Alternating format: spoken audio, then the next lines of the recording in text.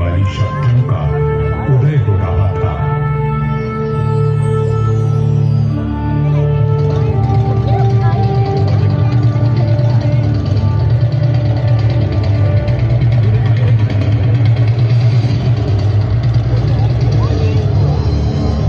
लोधी राजवंश ने दिल्ली की गद्दी संभाली।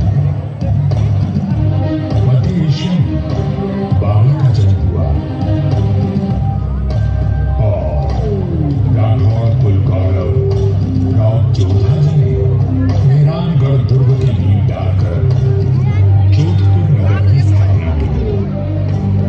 1459 ईस्वी में बना मेहरानगढ़ उत्तर भारत की राजनीतिक संघर्षों का साक्षी भी रहा और केंद्र भी। जोधपुर के आकाश में राठौर राजवंश का तेजवान सूर्य दमका, जिसका उदय मंदसौर में हुआ था। मेहरानगढ़ की उत्तर पश्चिम दिशा में करीब 9 किलोमीटर का फासला तय करेंगे तो मैं अपने बचे हुए अवशेषों के साथ आपका स्वागत करूंगा। मैं किला मंदसौर का। मैं इतना प्राचीन हूं कि मुझे किसने बनवाया, कब बनवाया, ये किसी को भी याद नहीं। मंदसौर की भूमि से आज भी अतीत के सिक्के, मंदिर के अवशेष, तोरण द्वार, स्तंभ और उत्कृष्ट मूर्तियां प्राप्त होती रहती हैं। मंदसौर संग्रहालय में प्राचीन भारत के सभी प्रतीकों को सहेज कर रखा गया है, ठीक वैसे ही जैसे मैंने अपने जीवित अवशेषों में अनेकों गाथाएं संभाल रखी हैं। अरावली की पहाड़ियों से घिरा मंदसौर नगर मांडव्य ऋषि की तपोभूमि था और इसका प्राचीन नाम मांडव्यपुर था। महाभारत काल में यहाँ नागवंशी ने राज किया और फिर गुप्त वंश ने इसे अपने बाहुबल से जीता। चौथी व छठी शताब्दी में हुनों का आगमन हुआ तथा परमारों ने इनके वैभव को बढ़ाया। मारवाड़ का विस्तार सबसे अधिक परमारों की समयावधि में हुआ और उस समय मारवाड़ को नवकोटि मारवाड़ भी कहा जाता था। तो 7वीं शताब्दी में प्रतिहारों ने यहाँ अपना साम्राज्य स्थापित किया और यहाँ के वैभव को बढ़ाया। मेरे साथ चलिए उस बीते हुए काल में जब यह तलवारें खड़कती थी, रणभेरी और नगाड़े कंपायमान होते थे, वीर टंकार भरते थे और रणबांकुरों के जय घोष से आकाश गूंज उठता था।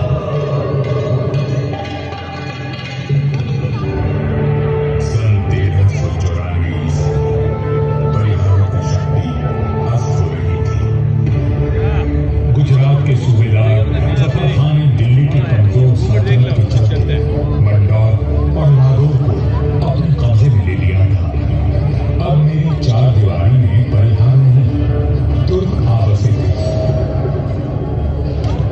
जफर खान का हाकिम ऐबक खान मंदसौर दूरखा के ले जाता था, जो आए दिन अपनी क्रूरता का प्रदर्शन करता रहता था।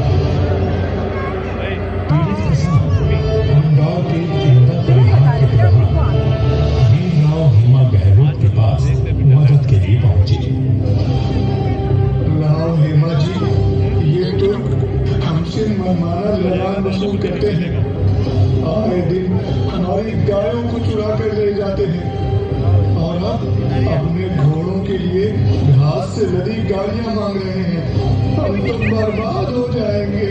अपनी शक्ति पर इतना अभिमान कि उसे 3 किसानों पर आजमा रहा है।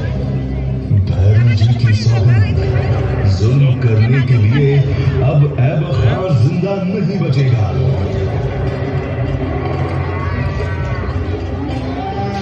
शक्तिशाली शत्रु से लड़ने के लिए बल और बुद्धि से वार करने की योजना बनाई गई। घास की कई 100 गाड़ियां तैयार की गई और हर गाड़ी में हथियार लिए योद्धा छुपकर बैठ गए। गाड़ियां जैसे ही किले के भीतर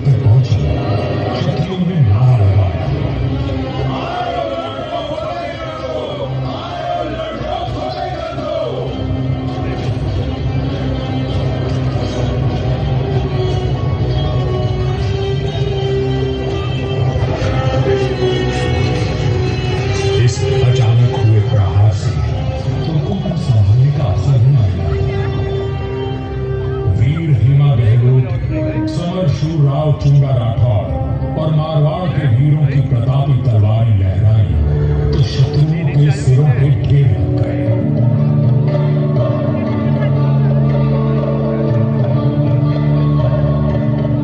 इसी जीत की याद में आज मारवाड़ में राव महोत्सव मनाया जाता है।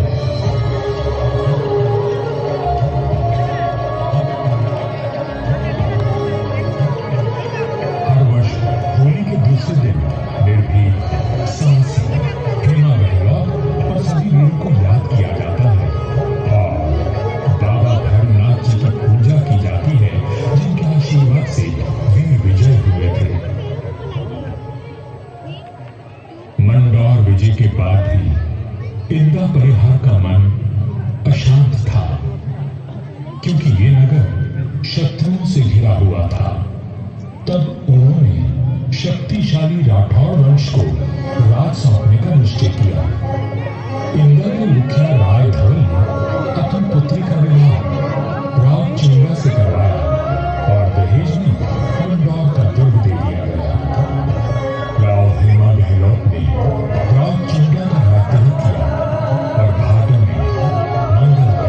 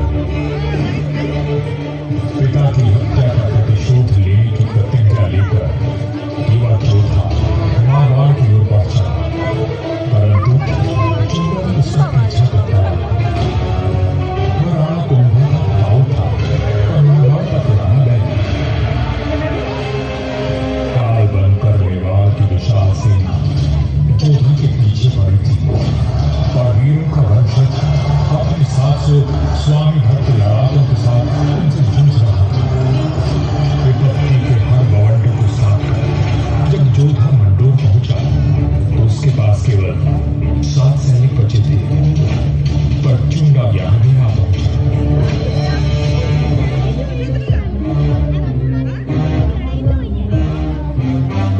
चुंगा बोला, मंडोर जिले का कोना कोना छान मारो।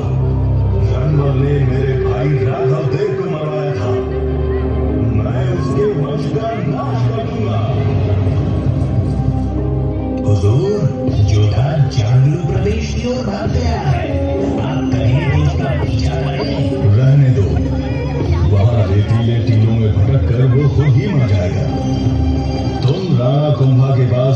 आदेश भिजवाओ। मंडोर पर अब हमारा राज है। पिता की निर्मम हत्या की पीड़ा और राज को देने का अपमान लिए जोधा भटक रहा था। हरों शत्रु घात लगाए बैठे थे, पर जुझारू जोधा ने आस और विश्वास नहीं खोया। 15 वर्षों तक संघर्ष और अथक प्रयास करने के बाद जोधा ने दुर्भाग्य को जीत लिया। चुंगा की मृत्यु हो चुकी थी और मंडोर को राज जोधा ने फिर से जीत लिया था। समय बदल रहा था और देश पर विदेशी आक्रमणकारियों का संकट घेरा रहा था। ऐसे में एक दूसरे से लड़ने के बजाय मारवाड़ और मेवाड़ ने संधि कर ली।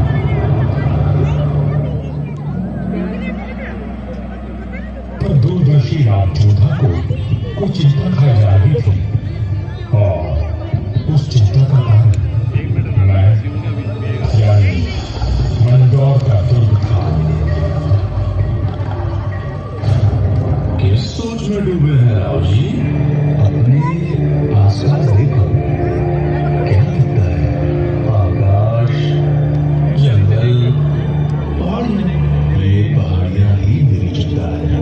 कई सौ साल पहले ये काफी ऊंची थी और किले तक पहुंचना कठिन था, पर भारी वर्षा और धूल भरी आंधियों ने इनका कद घटा दिया है। राव जोधा की बात पीड़ादायक परंतु सत्य थी।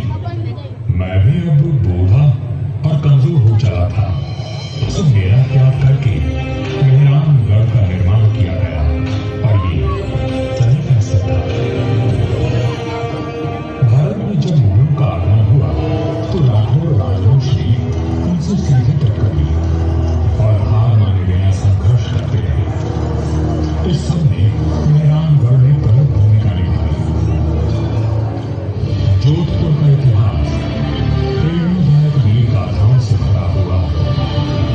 त्याग और देशभक्ति के कीर्तिमान स्थापित करके इतिहास में अमर हो जाने वाले वीरों ने जोधपुर का सर सदा ऊंचा रखा है।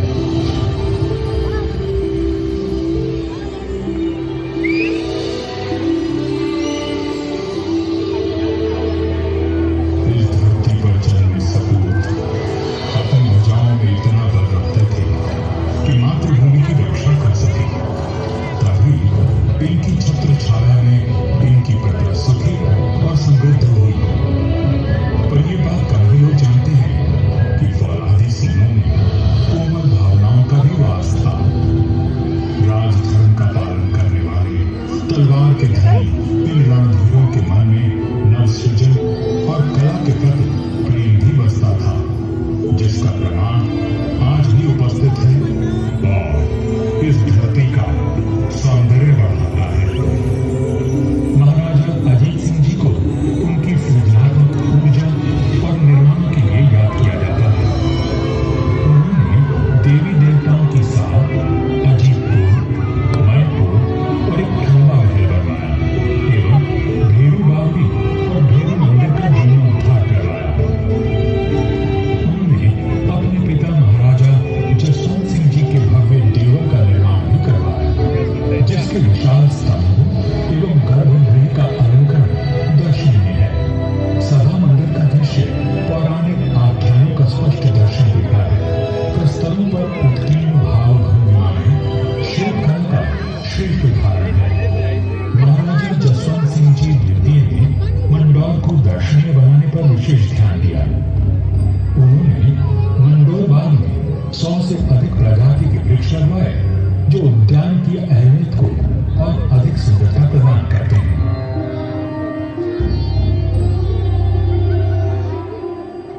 1896 ईस्वी में महाराजा सरदार सिंह जी ने मंडौर के बाग को और संवारा।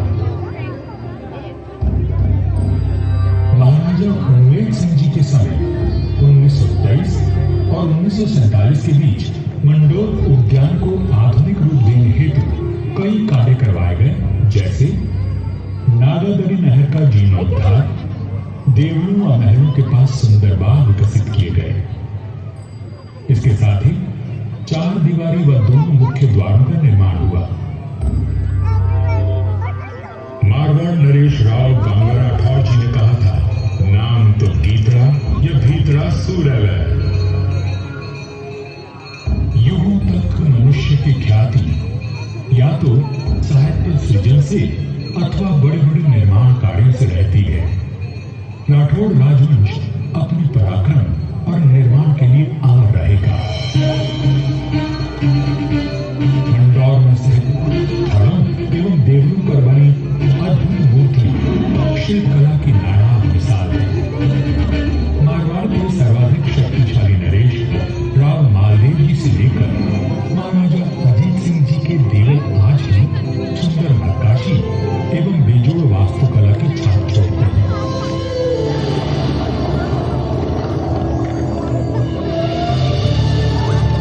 महाराजा अजीत सिंह जी के देवल का निर्माण इनके पुत्र महाराजा आनंद सिंह जी ने संवत 1793 में शुरू करवाया, लेकिन इसे पूरा उनके प्रपौत्र महाराजा भीम सिंह जी ने संवत 1856 में किया।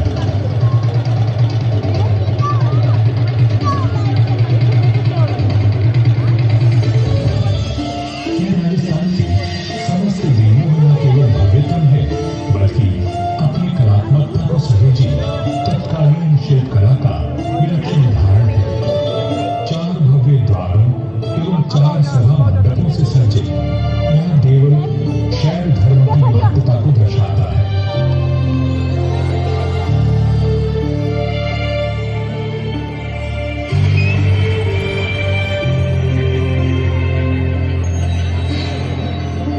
आजादी के पश्चात यहाँ कई विकास कार्य करवाए गए और 1968 में यहाँ के महलों में संग्रहालय की स्थापना की गई। यहाँ जन्मे वीरों और स्वामी भक्तों की मिसाल युगों तक कायम रहेगी। जब वीरपुरी और नागपंचमी को यहाँ विशाल जनसमूह उमड़ता है तो आज भी हमारे आत्म संबंध जीवित हो उठे हैं। उनकी आंखों में उमड़े प्रेम और श्रद्धा को देखकर मन भावविभोर उठा है। सदियों का संबंध आज भी टूटा है।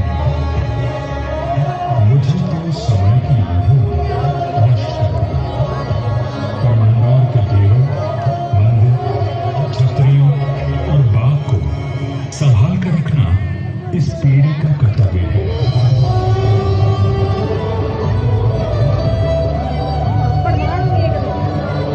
मंदौर दुर्ग है साक्षी, करता गौरव गान, ऐसे वैसे वीर हुए कि कैसी उनकी शान।